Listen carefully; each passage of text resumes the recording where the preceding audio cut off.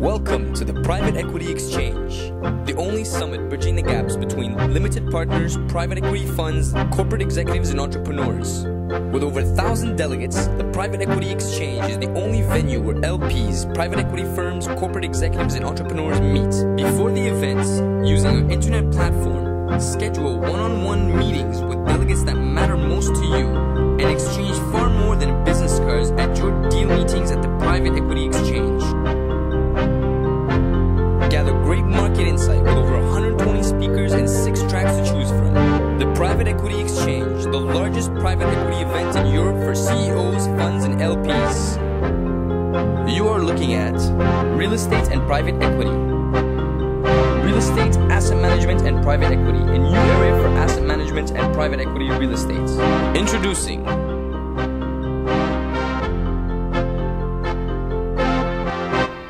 So, OPCI, it's a strange word for meaning in French, Organisme de placement collectif dans l'immobilier. What is it exactly? It's a new real estate assets management vehicle, allowing therefore limited partners to invest in real estate in a rather flexible environment and a tax-free environment. So why did we consider it necessary to create a new vehicle like this in France and the French law? According to IPD today, there are approximately 480 real estate investment funds, closed and open, which are representing more than 340 billion euros of gross asset value, and therefore assets under management. Just to put these figures in perspective, the gross asset values of the European REITs, French TICs, and other REITs in the Netherlands and in the UK and Germany are totalizing only 145 billion euros. So that means that private equity in real estate, it's actually more than 2 times the amount of money invested in public companies.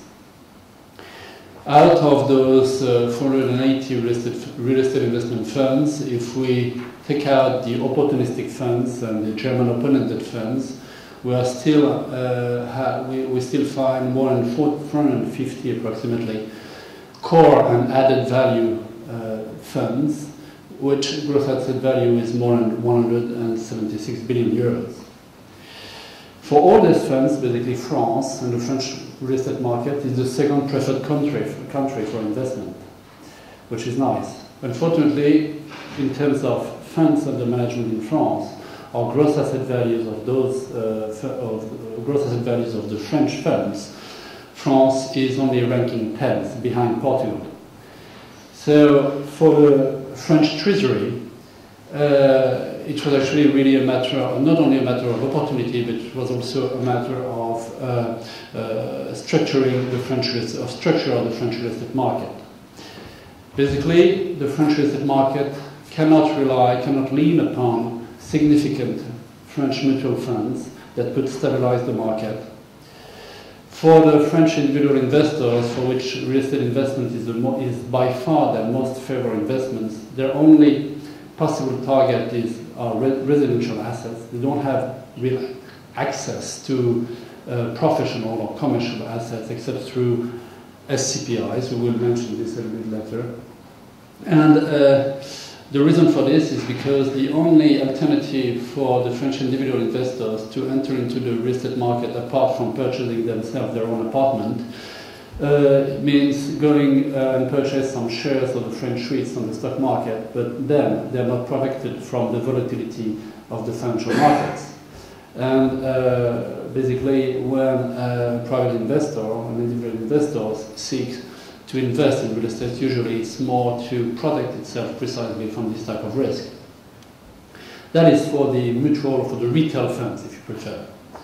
With respect to the professional investors' funds, which are directly into competitions with the other European funds that I mentioned just before, France is basically nowhere, with only 20 or 30 funds in operations, totalizing something like 20 billion euros of gross asset value, which is absolutely ridiculous compared to competitors.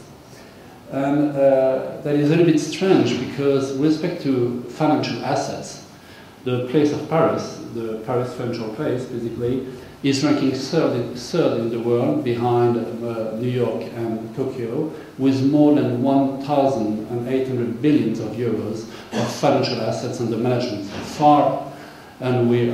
Paris is actually much ahead of London in this respect. So there's a huge discrepancy as to the ability of the Paris place, basically, to compete in the listed fund market as compared to the financial funds market. There was no reason for this to stay like this, and the only reason for this very bad situation was basically because we didn't have any credible and sufficiently adapted vehicle, both on a legal and tax point of view. That is what the OPCI is meant to do. So how did we structure the OPCI? The OPCI is basically based on the existing French OPCI, the French mutual funds regulations, which have proved their success. And it's a legislation which is dynamic in as much as the French government is adapting those regulations every year, and it is also fully integrated within the European framework. It's important because that means that the future OPCIs, it will be possible to do what we call fonds coordonnés, i.e. funds that can be marketed everywhere in the various European countries as long as they are initiated in France. In terms of organization of the management of this fund, the choice that has been retained basically was to rely upon the existing management companies of the French mutual funds instead of creating a new set of vehicles. That means that the existing 500 management companies, financial management companies that are licensed to operate mutual funds can be immediately eligible to set up OPCIs. The only thing they have to do is to obtain an addition to an addendum to their license for being able to manage real estate assets. This statute for the management company is very simple, and it is so simple actually that in Paris today, with respect to financial mutual funds, we already have more than 200 what we call entrepreneurial type of management companies with less than 10 people, which are very successful because they manage to have under management more than 250 billions of euros of assets under management. So, with this framework, the OPCI has been built as a very flexible vehicle. There is no limitation on the type of real estate assets that the OPCI can purchase. Any type of buildings, but also any type of real estate rights, financial leases, long-term leases, etc. In this respect, it is actually much more flexible than the existing REIT status, the existing French SIC status. And normally what should happen in 2007 actually is the French REIT status should adopt the French OPCI status in this respect. In terms of localization of the building, there is no restriction whatsoever as to where the assets can be. They can be anywhere in France, in Europe, in any or other OECD country. For holding the assets, and that is the main difference from, for instance, the German KAG funds, the OPCI can hold the assets directly or indirectly through different levels of holdings with different type of structure. There is no restrictions in this respect. It is much more flexible in this respect than the KAG or the SCPIs. And why did we provide for this? Simply because it is recognized on the market that it is necessary for the OPCIs to be able to enter into joint ventures with other partners for specific assets. There isn't any operational limitation either. The previous SCPIs could not build, for instance. The OPCI has absolutely no restriction of any kind. They can develop new assets, they can renovate, they can purchase land to be built, or they can simply rent existing buildings in any type of, in any category, residential, non-residential, logistic, whatever. And of course, in terms of taxation, it's a tax-free vehicle. Yes. what's the, when you say there is no limitation in terms of geography, there is actually, it's France, Europe, or OECD countries. Now what's the rationale behind that? Why don't they open it to just any country worldwide? Actually, there is absolutely, in the law itself, there is no limitation as to the OECD countries. The reason why I mentioned the OECD countries is simply because in the French insurance code, and we can expect that the insurance companies will be very significant investors into the OPCI. There is this limitation, like actually, and the same limitation exists actually in the UK insurance code and in most OECD insurance codes. In other words, when the insurance companies for their life insurance plans are investing into real estate, so most of the time they are subject to this limitation. But actually, you're right. I mentioned it, but it's not in the regulation of this OPCI itself. So if you want to get out of those countries, you can. But in such case, you will basically close yourself from allowing those type of investors. And many actually mutual funds, existing mutual funds, will simply not invest into your fund if you do not impose on yourself this limitation. Okay. So the OPCI is not built as a single product. It's actually a range of products, and it's kind of toolbox into which the players, market players, can tailor the vehicle for their own needs. So we can basically organize them in three categories. You have the retail mutual funds, and of course those retail funds are which are aimed at the general public and to private investors, are protected by dispersion ratios, by a 40% LTV ratio, and a minimum level of liquid assets they must keep into the vehicle itself. So there is a liquid asset ratio, we'll come back onto it. You then have semi-retail mutual funds that are still aimed to private investors, but they are relaxed, their dispersion ratios are relaxed. And however, they won't be able to do more than 40%. They won't be authorized to have an LTV ratio higher than 40%. This semi-retail mutual funds basically aimed to allow the government to develop tax products. And then you have the category which is probably the most relevant to you today, which is the professional investor funds, the OPCI RFA, which is directly aimed to professional investors. And basically it is characterized by the fact that it's not limited by any specific constraint, and it's not limited in its LTV ratio, for instance. In terms of calendar, the ordinance creating the OPCI has been adopted in 2005. It has been approved and ratified by the Parliament basically 3 days ago, so now the regulations are, and the legislation is final. And in terms of the tax rules have been adopted last year, and there is no confirmation neither. The main decree, the Décret Conseil d'État, has been already reviewed by the Conseil d'État, and it is due to be signed within the next 2 weeks.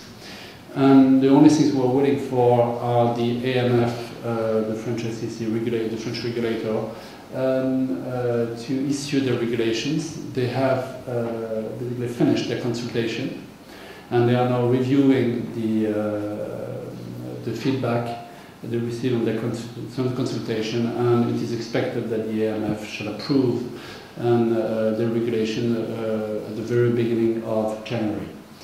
That means that the AMF plans to issue the first license to management companies to create OPCIs.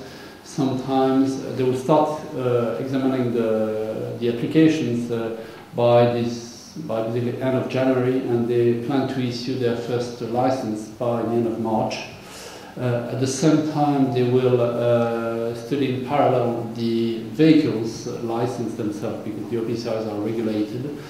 That means that basically we should have on the market the first OPCIs at the beginning of the second quarter of 2007. In terms of accounting rules, the accounting rules are finalized, and the The French CNC, Conseil National de la Comptabilité, is due to approve them at during its first General Assembly of 2007, sometimes in end of January. So let's go a little bit into the details. The OPCIs can adopt two different forms and two different tax regimes. There can be an open-ended investment company set up a little bit like a SICAV for the French financial mutual funds, which is a Société à capital variable. It is basically an open-ended company with variable capital. It's managed by a third party, the management company. It can be also a co-ownership without legal personality, a little bit like the KG is, or like the French FCP or the French FCC, which the vehicle used for securitization in France. The difference between those two, they will basically follow the same rules. The thing is that they will not carry the same tax regime. The French SPICAV will will be subjected to the standard tax regime for units and dividends, which is revenu de capitaux mobiliers. That means that it will be exactly the same tax regime as the French REITs. The co-ownership will allow the vehicle to be completely neutral on a tax standpoint, which means that the revenu foncier, which is the specific characteristic of the revenues that are being distributed, paid, collected when you actually own an asset, the rents are a revenu foncier, will remain a revenu foncier all through the vehicles, and therefore the individual investors or the companies investing in those co-ownership will receive revenu foncier. That is the existing status of the SCPIs, and therefore it was necessary to keep this tax status, even though it is very much limited to French investors. The purpose of the OPCI is something on which it's important to insist. It can do basically whatever a REIT is authorized to do anywhere in the world. It can own, invest directly or indirectly in real estate assets, build or to be built. But in a view to collect rents, not in a view to resell those assets. In other words, the OPCI benefits from this tax transparent tax regime to the extent that it is not entering into real estate trading activities. It is not a vehicle, therefore, which can adopt an opportunistic strategy. It's completely tax-free on the basis that it owns or builds assets in a view to rent those assets and to distribute rents and possibly capital gains, but not as its main objective, not as its main purpose. How is that framed? I'm sorry? How is this framed in the text? Like the this. limitation of holding the asset for 5 years, 3 years, 2 years. No, there is absolutely no restriction of this kind. It's exactly the same wording as for the French REITs, for which you have no restrictions of that kind. So that means that if, for whatever reason, an OPCI has just purchased an asset and has to resell it within 2 years, doesn't mean that it will lose its tax status, provided that basically it's not doing this on a regular basis on most of its assets, and therefore the tax administration cannot take the view that it did purchase in a view to resell. There is absolutely no rules like the one you have in the existing French CPIs, for instance, which are forbidden to resell any asset every 6 years. So you have exactly the same flexibility as the one you have for the existing French REITs. Globally, it has to manage its assets in a view to collect rents. Now, it is perfectly admitted that up to 15-20% of its gross asset value of portfolio, it has to do arbitrage, and also it has to take opportunities. So, the assets of the OPCIs. Here, basically, it's a focus more or less on the retail type of vehicle, but it's the most structured, so it's the one in which you have the most precise rules. The OPCI is divided. The OPCI assets, are divided in 3 buckets. Real estate assets must represent at least 60% of the gross asset value of the vehicle, and cash or equivalent cash items must represent at least 10%. And that is the basic rule. So you have those 2 thresholds under which you cannot go: 60% of real estate assets, 10% of liquid assets. of cash. Actually. Between those two, you have a 30% margin.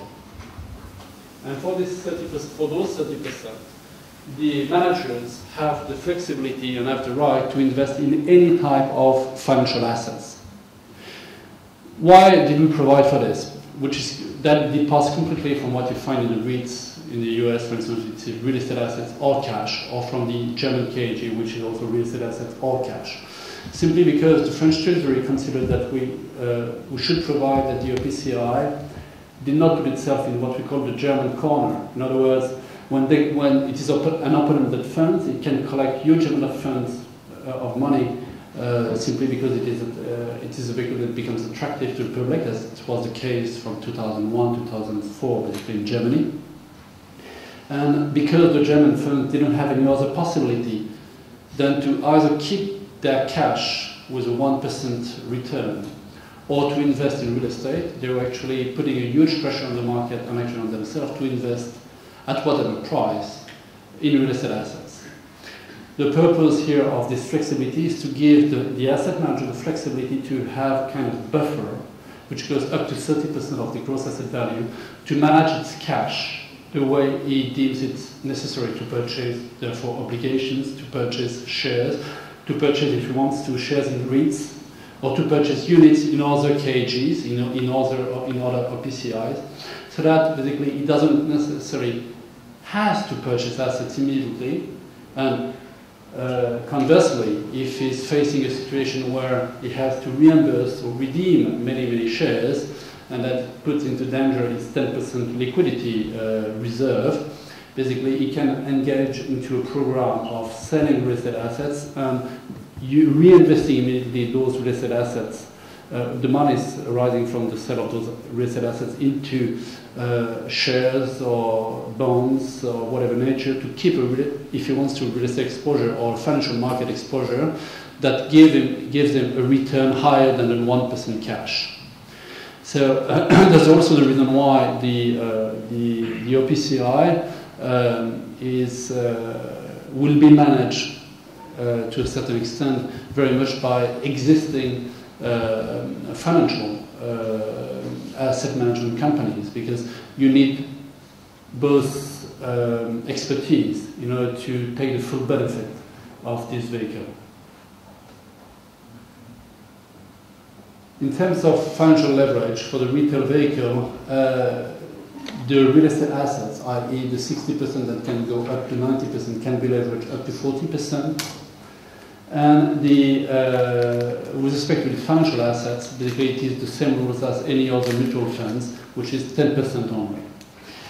In terms of structuring, that is quite important when you enter into joint ventures and so on. The vehicle has the right to extend loan to its subsidiary without limitation, as long as they are more than 5% held. Well, in terms of corporate governance, the OPCI is necessarily a vehicle which is insolvency remote and third-party managed.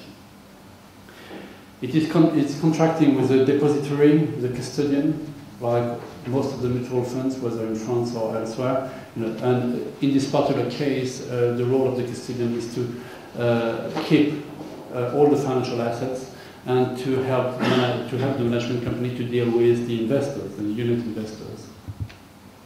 It doesn't act, of course, as a custodian for the real estate assets for obvious reasons. In terms of corporate governance, you have supervisory board and board of directors. It's actually a reinforced governance as compared to the financial mutual funds.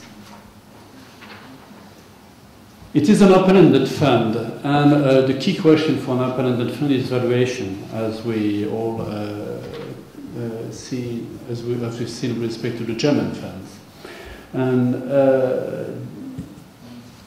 it's the basic issue, and it's probably the most important issue with respect to the creation of the OPCI.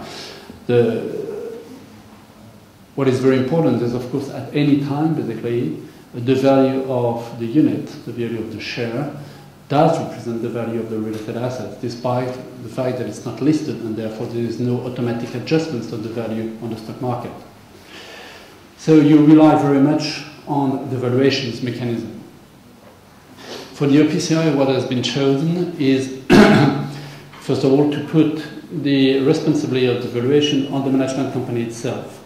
That is different from what happened in the KG, where the KG basically relies on real estate experts and the real estate experts, which doesn't have any management role, doesn't have the responsibility, it basically, tells what the value is, and therefore in a certain way allows the management company not to take care of the exact value of the assets. Here, what has been decided is that it is the management company which is responsible for the value, and it is assisted by valuers, by third-party valuers. That means that the management company shall, if necessary, use a value for a specific asset which is different than the value of the expert. For instance, if from the last valuation, since the last valuation, a tenant has left one building, the management company will have to adjust the value at the next liquidity date without having the possibility to excuse itself because it doesn't benefit from new expertise. So the management company is responsible vis-à-vis the unit holders of the values, and the valuers do keep their professional responsibility exactly like the auditors, basically, vis-à-vis the management companies and directly actually vis-à-vis the unit holders. Do the valuers' reports available to the shareholders? Not directly, because that would give therefore an individual indication of what is the value of specific asset directly to the shareholders. However, I have not detailed this. You have two valuers. They are appointed for 4 years. Okay, they can only be renewed once. They are approved by the AMF. The valuers have on every year each asset has to be valued 4 times. Once in depth and 2 reviews. For the annual valuation, there is one valuer responsible for it, and the second valuer has to issue an opinion as to the previous valuers, to the other valuer's opinion. Okay, and if he disagrees with his value, he has to issue his own value. All those valuations are transmitted to the auditors, who check the method of valuation which is being used, bearing in mind that the auditors applying the IFRS rules no longer accept average methods and so on, and will challenge the experts and the valuers as to what methods they used for that building and why, DCF, comparables, whatever. Okay, and every year the valuers have to co-sign a report as to the conditions of their work and the way the management company has provided them with information, and as to the value and the evolution of valuation of the global portfolio, and this is remitted both to the unit holders and to the AMF and to the auditors. But the auditors, the unit holders do not have direct access to valuations reports by themselves. The supervisory board of the fund, yes. Okay? So, in terms of basic principle for this valuation, the rule that's been retained, not surprisingly, are the rules of the IFRS, i.e. the mark-to-market principle, which is detailed here because it has been redrafted.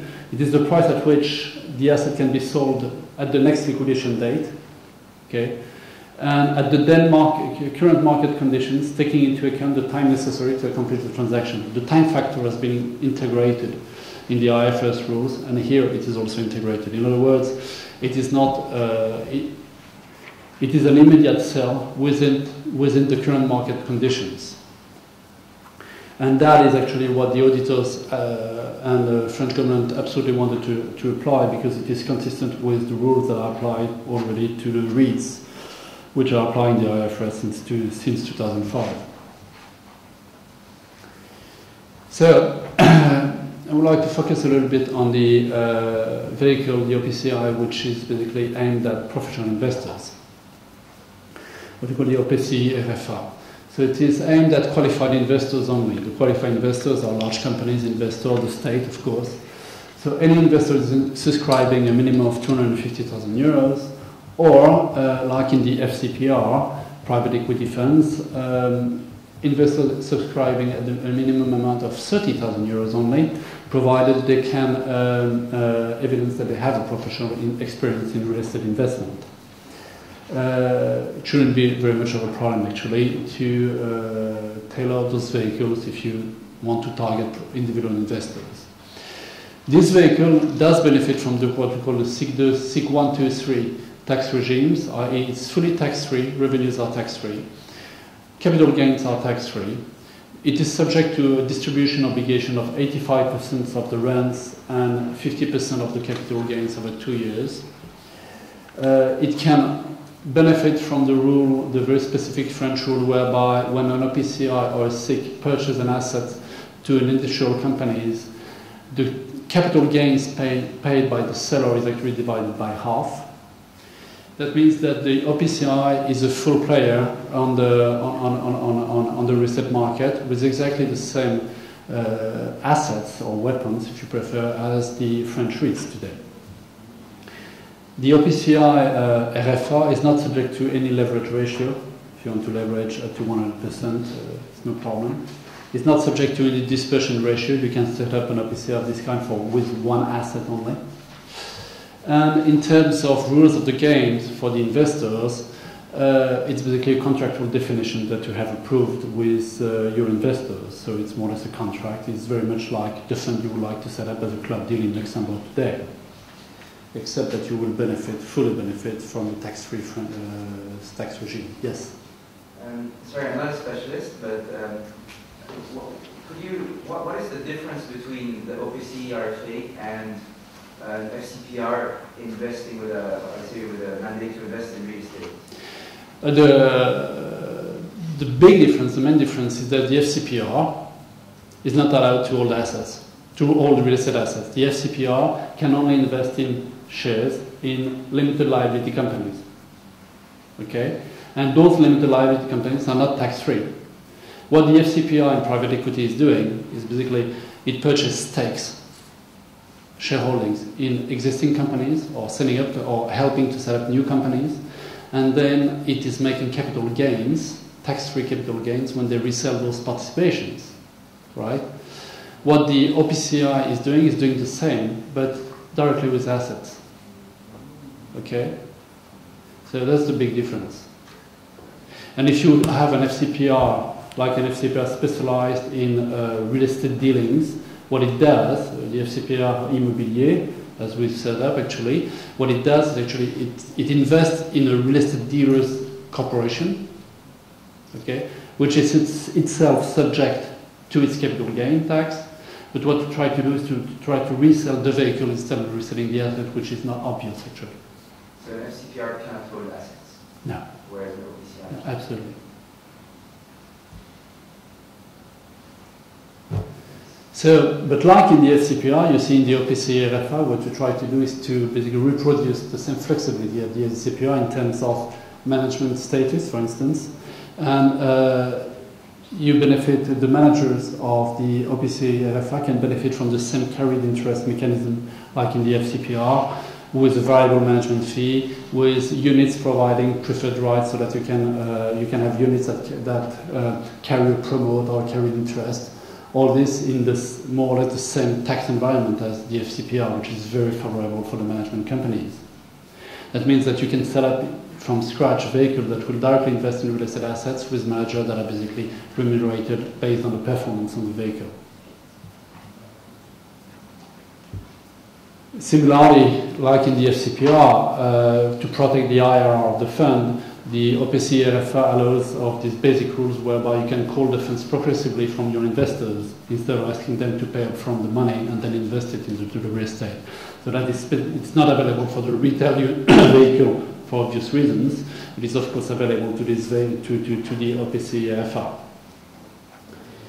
So it's available, and also it's efficient because, like in the FCPR, the vehicle and the management company has very strong powers and very strong dissuasive sanctions to apply.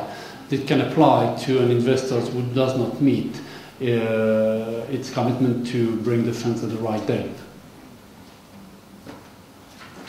So what's next, basically, because the OPCI therefore has been set up, as you can see, as a range of vehicle. You have the retail vehicle that will be used by the life insurance companies. And by the way, the life insurance company just obtained 2 days ago from the Parliament the possibility to automatically transfer the existing SCI, the existing real estate companies that are backed to their euro contracts directly into OPCIs. That means that you can expect to have very large OPCIs being set up by AXA and other insurance companies right in 2007 by mere transformation of their existing AKV, to have more flexibility into the management of their assets and so on. So you have the retail OPCI, the mutual funds, which is restrained by a certain number of ratios and so on, which is protected, very heavily regulated. And at the other end of the spectrum, you have the OPCI RFA, which is aimed at professional investors. However, as I mentioned at the very beginning, this is the target of the OPCI is core value, basically core strategy in terms of real estate asset or added value. In other words, it is made for investors who wish to invest into real estate in a view to rent and to collect rents, right? It is not therefore a vehicle which is tailored to allow opportunistic investments, and that is still missing in the range of vehicles which are available on the French law. We've more or less filled the gap a little bit with the FCPR Immobilier that we've mentioned earlier, that can invest into real estate traders. Société Générale, Acofi, and so on have set up those vehicles with a fairly significant success, but still it's not fully adapted. And what is now planned basically is to work onto the creation of a true opportunistic vehicle, which is more or less reproduce the same rules of the OPCI, but with a specific tax regime that will be an adaptation of the marchand bien tax regime, and which will provide all the basic tools that are basically characteristic of an opportunistic funds, like a 10 years lockup, eligibility limited to qualified investors, etc. Voila. Do you have any questions?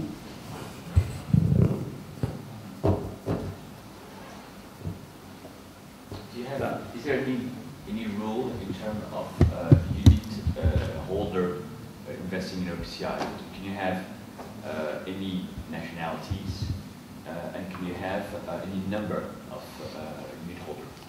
There's absolutely no limitation, neither on the nationality, place of residence, numbers whatsoever. It is the same rules whether you have 2 investors or 10,000 investors. It's exactly the same thing as the existing OPCVM, so there is no restriction whatsoever. And now after that, we're still in the real estate world, which means we have the specific taxations, French tax applying to real estate assets and to real estate investments. So in particular, you have this 3% tax for investors that cannot disclose their nationality.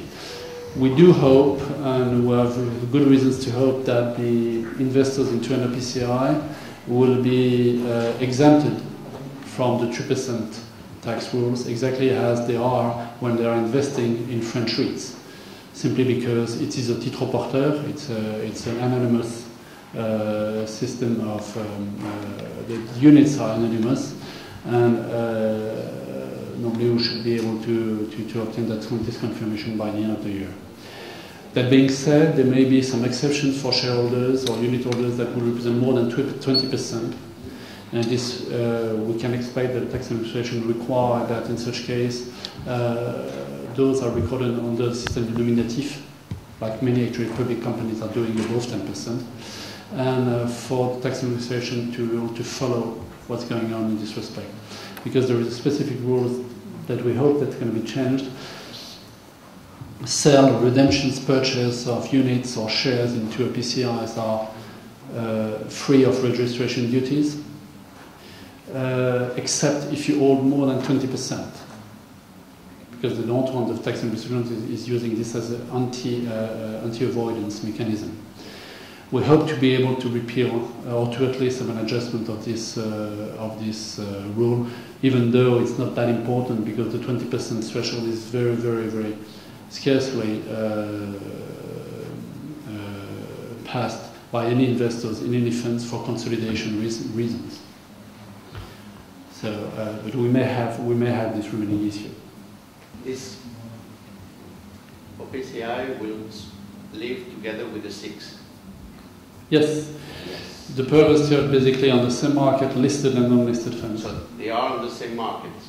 They are on the same How do you market. see the effects of the OPCI on the liquidity of the SIX? It's interesting because if we go back to one slide.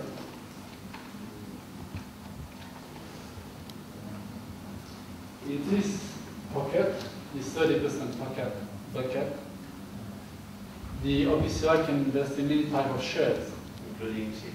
and if they want to keep a real estate exposure, because it is basically a real estate fund, the obvious choice are the REITs or the SIX shares. In addition, for the speaker, within the 60%, they can have up to 9% held of real estate assets actually invested indirectly through shares in SIC. Okay? So all in all, an OPCI can have up to 39% of its assets, actually, its real estate assets actually represented by SIC shares. So the idea really was basically to allow both vehicles to cooperate, exactly, to live together and to both by selling and purchasing assets among themselves, okay, and also on a kind of secondary market to be players with respect to each other. That's important because the French market of SICAV immobilière is booming, so, i.e. financial mutual funds that are specialized in real estate companies. If you discuss with the asset managers of those mutual funds, what they love to be able to do is basically to mix real estate assets with a very stable revenue, together with the possibility to have more liquid assets, which is more volatile because of the financial market, which is linked to the OPCI. So those asset managers are already actually working on the setting up of OPCIs because they have this flexibility.